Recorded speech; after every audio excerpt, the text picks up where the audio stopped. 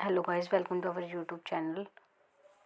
Today we start the probability distribution. Here our topic is the binomial distribution. तो binomial distribution हमारे पास होता क्या है? binomial distribution हमारे पास क्या है कि कोई भी हमारे पास क्या होता है कि एक रैंडम एक्सपेरिमेंट हम करते हैं तो उसमें हमारे पास सक्सेस उस इवेंट में, अगर उस इवेंट में हमारे जैसे कि हम 52 कार्ड्स प्ले करते हैं तो उसमें हमारे पास 1 आने के चांस कितने होते हैं? 4 टाइम्स होते हैं। लेकिन टोटल कार्ड्स हमारे पास कितने हैं? 52 हैं। तो हमारे पास जो सक्सेस के चांस है वो कितने? 4 हैं। और जो फेलियर के चांस है वो कितने हैं? मतलब फेलियर के चांस जो 52 माइनस 4 हो गए हमारे पास, तो ये हमारे पास कितने हो गए? 48 चांस हमारे पास क्या है? फेलियर के हैं। तो उसके ही अकॉर्डिंग हमारे पास क्या होती है कि जो हमारा बाइनोमियल डिस्ट्रीब्यूशन होता है उससे ही रिलेटेड है कि जैसे हमारे पास एक गिवन है कंडीशन कि हमने कोई भी एक इवेंट ऑर्गेनाइज किया या हमने कोई भी एक ट्रायल ली जिसमें हमारे पास एस से सक्सेस है, एफ से फेलियर है, कि हमारे पास इतने टाइम सक्सेस मिली, हमें इतने टाइम फेलियर मिली है। ठीक है, सक्सेस के लिए हम पी को डिनोट करते हैं और फेलियर के लिए हम क्यू को डिनोट करते हैं। ठीक है, हमें सक्सेस मिली तो प्रोबेबिलिटी पी है, सक्सेस मिली तो भी प्रोबेबिलिटी पी है, फेलियर के लिए हमारे पास क्या हुआ है। ठीक है, तो अब ये हमारे पास क्या है कि हमारे पास कोई भी एक्स टाइम हमें जो है कि सक्सेस मिली है, और सक्सेस मिली है तो सक्सेस किस में से माइनस होगी? जो टोटल नंबर ऑफ ट्रायल हमारे पास है, और टोटल नंबर ऑफ ट्रायल हमारे पास कितनी है? एन है टोटल ट्रायल। ठीक है, टोटल ट्रायल हमारे पास कितनी? एन। तो अगर हमारे पास सक्सेस मिली हमें एक्स टाइम सक्सेस, तो हमारे पास फेलियर कितने टाइम होगी? N minus X. हमारे पास क्या आ जाएगी? फेलियर आ जाएगी। ठीक है, तो ये हमारे पास है कि एक random variable X is said to be the binomial distribution if it assume only no negative value and the probability mass function is given bye.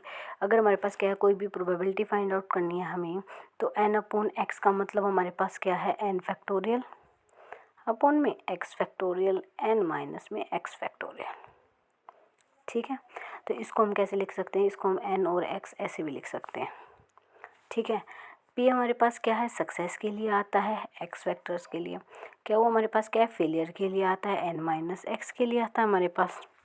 ठीक है, तो अगर हमारे पास ये आता है X is equal to 0 1 2 up to सोन N के लिए, और क्या की वैल्यू हमारे पास किसके इक्वल होती है? 1 माइनस पी के लिए। क्यों? क्योंकि सक्सेस प्लस फेलियर की प्रोबेबिलिटी हमारे पास कितनी होती है? 1 के इक्वल होती है। तो यहाँ से हमारे पास जो क्या की वैल्यू वो 1 माइनस पी आ जाएगी, और अदरवाइज हमारे पास क्या हो जाता है? 0 हो जाता है। तो the two independent constant N and P in this distribution known as the parameter of the distribution. ठीक है, N is also sometime known as the degree of the binomial distribution. तो एन को समटाइम हमारे पास क्या बोला जाता है? डिग्री ऑफ डिस्ट्रीब्यूशन बोला जाता है। ठीक है, now we taking an example, 10 coins are thrown simultaneously, find the probability of getting at least 7 heads। तो देखो हमारे पास जो एक कॉइन होता है उसमें हमारे पास या तो हेड आएगा या टेल आएगा।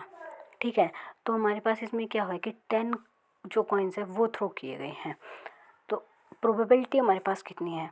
जो पी है हमारे पास, प्रोबेबिलिटी हेड आने की कितनी है? ठीक है, और एटलीस्ट 7 हेड तो होने चाहिए। तो probability of getting a head, तो एक हेड आने की प्रोबेबिलिटी कितनी है? 1/2, क्योंकि टोटल कितने हैं? 2 केसेस हैं।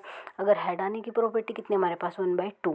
हेड के लिए इसने बोला है तो ये हमारे पास क्या है? सक्सेस के लिए हमारे पास। ठीक है, क्या हुआ है हमारे पास? उसकी प्रोबेबिलिटी कितनी हो जाएगी? या तो हम 1 माइनस 1/2 कर सकते हैं, या हमें पता है कि इसकी भी 1/2 ही आएगी। ठीक है, ठीक है, तो ये हमारे पास क्या होता है? हमने एटलीस्ट 7 रो के लिए निकालना है, तो हम क्या करेंगे कि हमारे पास 7 से बड़े के लिए निकालेंगे। एटलीस्ट का मतलब है कि जो पी की वह जो एक्स है वो ग्रेटर देन हमारे पास कितना होना चाहिए? 7 होना चाहिए। तो ग्रेटर देन 7 का मतलब हमारे पास क्या है कि या तो 7 हो या 8 हो या 9 हो या 10 हो। तो अभी हम क्या करेंगे? इन सब के लिए प्रोबेबिलिटी फाइंड आउट करेंगे। तो हमारे पास क्या होगी? अगर P7 के लिए हमारे पास प्रोबेबिलिटी क्या होती है? अगर हम लिखेंगे कैसे? टोटल एन हमारे पास कितना है? 10। ठीक है, पी हमारे पास कितना है? 1/2। क्यू भी हमारे पास कितना है? 1/2। तो अभी हम लिखते कैसे? N upon X. ठीक है, पी की पावर एक्स, क्यू की पावर एन माइनस एक्स। ठीक है, अभी हम फाइंड आउट करेंगे 7 के लिए। 7 के लिए फाइंड आउट करेंगे तो टोटल 10 में से हम 7 के लिए फाइंड आउट करेंगे तो हमारे पास कितना आ जाएगा? 1/2 की पावर 7 ठीक है, और 1/2 की पावर 3। ठीक है, 10 में से x गया तो हमारे पास कितना आ गया 3। तो हम इससे क्या करेंगे, हम 7 की प्रोबेबिलिटी फाइंड आउट कर लें। तो सेम एज हम क्या करेंगे, 8 के लिए करेंगे, 9 के लिए करेंगे और 10 के लिए करेंगे। उन सबको क्या कर देंगे, ऐड कर देंगे और हमारे पास क्या, हमारा फाइनल आंसर मिल जाएगा।